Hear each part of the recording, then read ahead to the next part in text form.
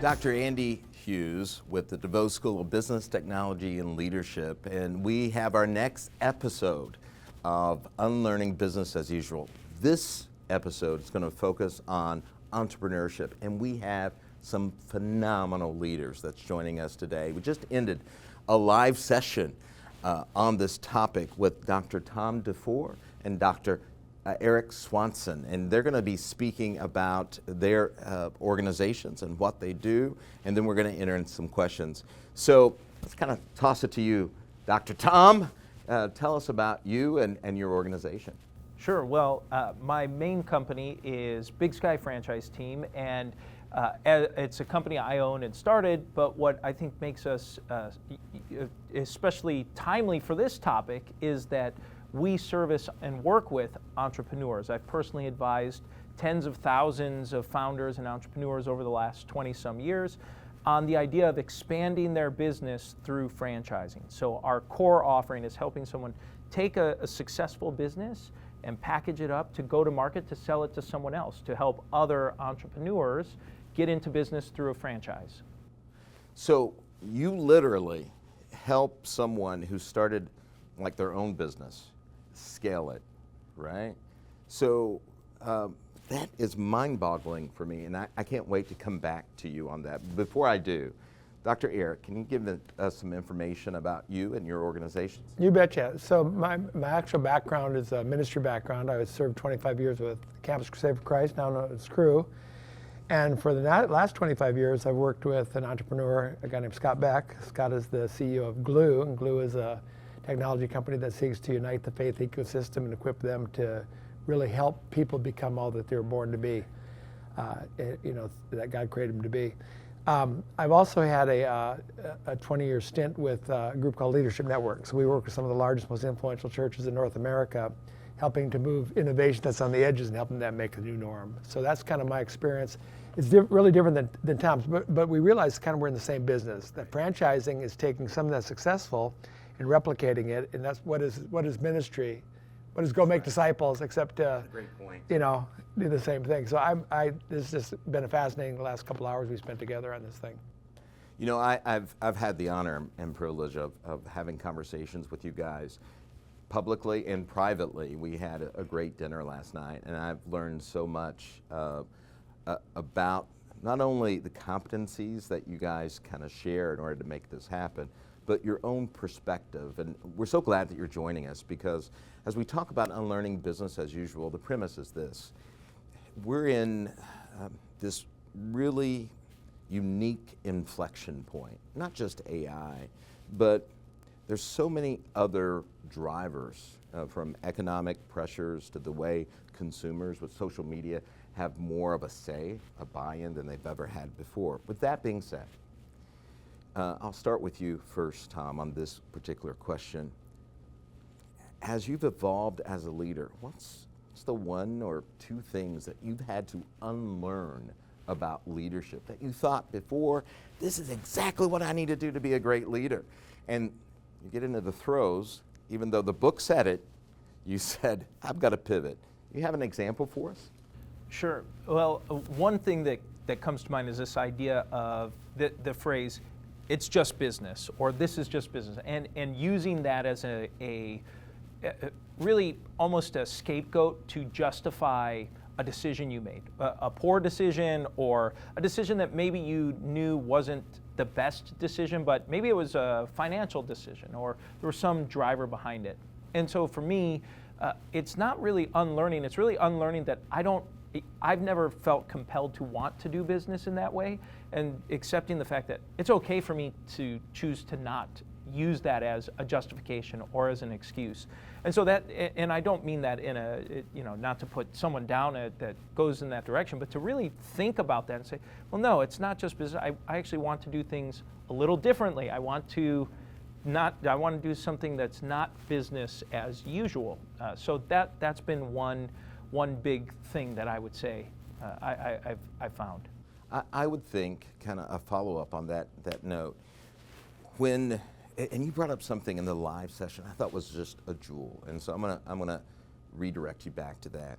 You said one of the biggest gaps when you are dealing with these business owners that are trying to scale their business and franchise is they had to realign their thinking around me doing it, right, to helping others understand how to do it.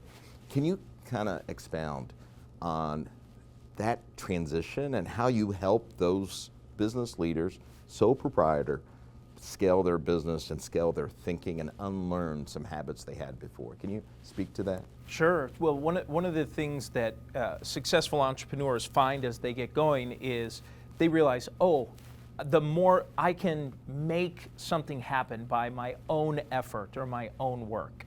And as you start to franchise, you quickly realize that you can lead the horse to water, but you can't make it drink, you know? And so the franchisee has to execute it. The franchisor is not able to do that. Another challenge that these new franchise companies start to come up with, is, to the point I think you're making here, is they lose sight of this startup mindset or this startup mentality, where they forget, oh, this is what it's like to start it, because they're starting a new business. It's a new launching pad. I guess from the ministry context, it's a new campus, and you're kind of starting over. And wait, we have to recruit, we have to find customers in this new business. And so franchising is a long game business, and for a lot of entrepreneurs, they really struggle with this idea that, oh wait, I have to be patient to find the results, and remembering that startup mindset of it's going to take 2 or 3 years for that startup to start getting traction and capturing that. So those are some of the things I think maybe you're referring to. Yeah, no, I love that, because I think sometimes we think it's a natural progression up, right? We start a business, we have the hustle. I don't have to have the hustle for the next phase. Reality is, it's all about the hustle, right? It's all about the hustle. That's a great insight. Dr. Eric, same question to you, and I know you come from a different context, but some of your learnings were phenomenal, and I want you to share that. What did you have to unlearn about leadership as you developed in your career? I want to build off something that Tom said, because it made me think of some Campus Crusade days. But we had, when I was regional director, I had about 5 or 6 states around Colorado, Nebraska, Kansas, Missouri, and we had about 160 staff, and we were on X number of campuses, the major universities. But there were a whole lot of campuses that we weren't at. And so one semester we just said, what if everybody just took the job of opening one new campus this semester? And what happened is people get in ruts. And so you kind of need these things to kind of like, wow, I don't think I could do that. You know, just a little bit beyond their reach. And we didn't open 160, but we did open 53 new campuses in one semester. Really? Yeah, and so we had a way, this is all pre-internet stuff like that, but they just started by triangulating. Call 3 churches and say where do most college students go, and you'll get a triangulation there. And then go and meet with that college pastor there. And then we defined what opening a campus meant that they would come to our retreats, and they would go on our summer projects. And so it wasn't like they had to have a full-orbed campus ministry. So we provided something for college students, you know, to do that really get the best out of a campus experience, going to conferences and then going on mission projects in the summer. So so I think that's a it was a how do you do more with less? Yeah. You know, we don't need, so we always defined ministry, you had to have full-time staff. We thought, wait, we don't need full-time staff to do that. And this became our catalytic effort. But, you know, we didn't open again 160, but we did open 50. Wow. You know, so that was a real fun project. Well, and I love what you said about reframing, redefining, right? That alignment, the clarity of purpose eliminates obstacles for you at times, right? Because we come on to the scene with our own assumptions, and sometimes those assumptions become blockades or stumbling blocks for us. So we almost have to open our minds up. And you redefine that. This is what this means, right? In a lot of ways. And I thought another thing we did too is that that Campus Crusade is an evangelistic organization, and so the job of staff was to initiate conversation with students, and there's kind of an expectation that that's what you did. It wasn't just discipling people, but there's evangelism involved. And I came across some stuff by a guy named Larry Crabb, and it's since been expressed in the idea of lead measures and lag measures. So he said you got to distinguish between your desires and your goals. He says a goal is something that you can accomplish without anyone else's cooperation. A desire, you cannot cooperate unless somebody else cooperates. So what we were doing, we were having evangelistic goals to share Christ with so many students. Well, if you didn't want to listen, I couldn't meet my goal. If I initiated, hey, can I share, I can have a personal relationship with God, say no, that didn't count. So what we did, we actually went from, there's kind of an expectation that, you talk to a few people a week, and we set the bar really high. We said, we want you to talk to 500 freshmen. Wow. And it can't be, and what we did, we made it super easy because, well, I'm discipling so many guys. Well, everything that they initiate too is going to count. Yeah. And so we just had, we call it Freshman 500, and so the expectation of every staff was initiate a spiritual conversation, them or the people that they're working with 500 students that year, basically to reach the freshman class every year. And so that every student would have an opportunity to hear and respond to the gospel. And what happened was, so our desire became that we'd see a couple hundred kids come to Christ. Our goal was that we'd each take responsibility for initiating with those students. And what happened was, at the end of the year, we just gave out little awards and stuff like that, MVP, Rookie of the Year, all that kind of stuff. Right. But I'd never seen people so excited about being in ministry because we weren't holding them accountable for things they couldn't determine the outcome of, but we were holding them deadly accountable, or not deadly accountable, but seriously accountable for what they could control. And by the way, you could contact them over the phone, you could do it in person, and then next year we expanded to 1,000, and you could do it in groups and all that kind of stuff. Again, just initiating with the group. Wow. And that breathed new life, so rather than feeling like a chore, it distinguished between how can I identify people in whose life God is already working. That became, but the whole idea was how can we talk to more people. So that was, that was a good idea we had. Phenomenal, love that. So I'm going to pivot a little bit. We talk a lot about AI, right, here at Indiana Wesleyan University. And specifically in DeVoe, we have several degree offerings in which we leverage AI, and our belief is that AI releases you for uniquely human opportunities, right? So that the image of God that's embedded in every person can be freed, right? So you're not tied to the mundane. Let AI handle the mundane so that you can do your work, right? Because we believe no matter what your work is, it's mission field. So with that in mind, and it can be about AI or it can be something else, what you unlearn, but then you have to relearn. What are some things that you're relearning at this point in your life to help you better your career or yourself? Tom, we'll start with you again. Sure. Well, for me, I know I shared this in the live session, but for me, it really makes me think about is this quest I've been on. I launched a podcast about 5.5 years ago. We're coming up on episode 300, and I've asked every guest the same 4 questions. And the final question I ask every guest is, what does success mean to you? And so for me, it's trying to relearn what does success mean to me. Part of it is I'm on a personal quest to say, well, what does success mean to me? What does that look like as I'm exploring and considering that? So, and the hunch that I had when I started it was that most people probably don't define success as some monetary number, that it's some financial thing. And in the almost 300 episodes, there have been maybe a handful that said it was money. Everyone else, it has been something other than money. It's been a relationship, it's been time, it's been vacation, it's been something other than money. And to me, it's really breaking maybe this prevailing notion that success, if you were to think of American culture, people thinking of success as money and having lots and lots of money. But really, in talking to very successful people from the outset, you'd look at them and say, wow, they've achieved a lot. They've accomplished a lot. They've won awards, made lots of money, lots of things. Almost all of them come back to, it's some non-monetary thing. It's some non-physical thing. It's time, it's relationships with people they love. It comes down to that consistently. And so it's really unlearning this idea that, oh, my success does not have to be defined by something that is being projected on me, either by myself or by what I think it ought to be. And rather, it's let me put some thought into it. And so, and not only for myself, but for anyone that tunes in to say, well, what does success mean to you?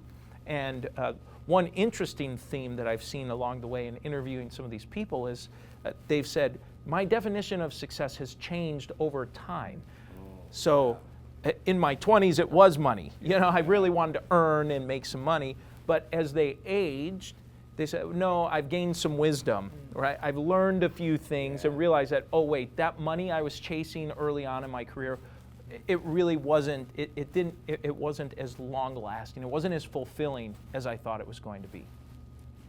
What great insight. You know, one of my takeaways, I've often heard your success criteria determines your strategy. You need to have clarity on your success criteria. Oftentimes, companies, organizations, people, they start with their strategy trying to arrive at success, and they haven't clarity on what success really is. What a great insight. Thank you, Tom. Dr. Eric, same question. Yeah, I mean, you started off with AI, and it triggered I wish I knew the exact verse, but if you look at the book of Isaiah, and just, you can ask AI with the passages, but there's an amazing passage there where God kind of gives us a clue that he's behind a lot of technology. He says, it is I that formed the blacksmith who blows on the coals and forges a tool fit for its use. Wow. And what God says, so whenever that tool is produced, take that back, forged in the fire, blown on by the coals, by the blacksmith who God made. So any technology that's happening isn't like, oh, it surprised God. So actually I put that in. I may be right on this one, maybe not, but you even think when Adam and Eve were expelled from the garden, what did God say? Part of the punishment was, by the sweat of your brow, you're going to eat your bread. Adam thought, what the heck is bread? He'd never made bread before. He'd never grown wheat and ground it and eaten it. So, but it was his to be discovered. But bread was already in the mind of God that this is what he'd be eating. You know, he just had to figure it out. So I think, you know, like the thing I've been learning is, I think the more I learn about AI, every tool is it magnifies human desire. So if I want to dig a hole, man, that shovel really helps me. You know, if I want to be a person of words and create a manuscript, boy, that computer sure helps me. And AI, again, magnifies human desire. And so AI, the problem of trying to make AI safe is it isn't safe. Right. It's incredibly dangerous. I was sharing with you last night that there's something called the usefulness paradox. And that is, the more useful a tool is, also the more dangerous it is. So you get electricity, nuclear power, whatever. I looked up some information, but a sharp knife, a good cutting knife, and I hope you guys have one, because there's nothing like a good carving knife.